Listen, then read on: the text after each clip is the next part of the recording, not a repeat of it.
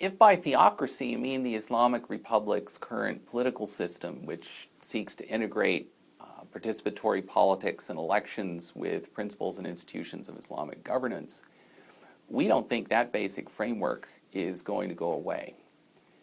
The question itself assumes that such a system is not what most Iranians want, and that the Islamic Republic of Iran is ultimately going to be transformed into a secular republic of Iran.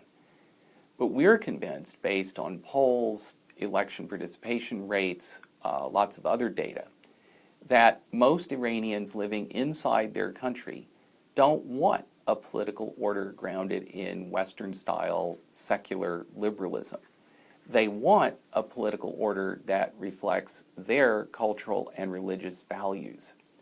And that's what the Islamic Republic, with all its flaws, all its faults, that's what the Islamic Republic offers Iranians the chance to pursue. And even those Iranians who may want the Islamic Republic to evolve in some significant ways, at the end of the day, even those Iranians still want the letterhead to read Islamic Republic of Iran. And this idea of Islamist governance, within a participatory governance within an Islamist political framework, is critically important for Americans to understand and fundamentally to accept. Not just about the Islamic Republic of Iran, but because this is the future of governance throughout the Muslim world, throughout the Middle East. This is happening today in Egypt, in Tunisia, in Turkey, in Libya, everywhere in the Middle East, everywhere where Muslims have a chance, a choice to choose what kind of governance they want. They choose participatory governance within an Islamic framework. And this is not an accident. It's because it's authentic. It represents more than 1,000 years of their deeply held cultural beliefs, traditions, and preferences. They do not want, they have categorically rejected secular liberal political orders.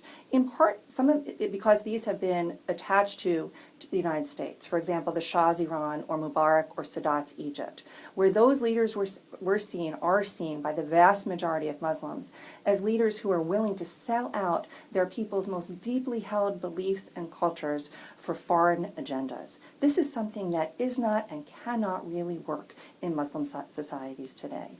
The other reason is that Islamist groups in each of these societies, both in the Islamic Republic and more broadly, for example in Egypt, these groups have really done their homework. They have actually gone into every segment of society, from the local level to the national level. They've built health clinics, deliver social services, provide real governance for their people, and they provide something secular liberals can't: real foreign policy independence, which for many of these people in many of these countries is their real security.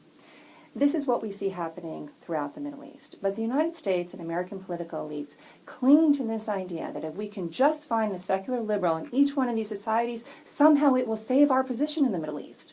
This is not only wrong, but it's damaging to U.S. interests, because the harder we cling to it, the less influence we're going to have in the Middle East.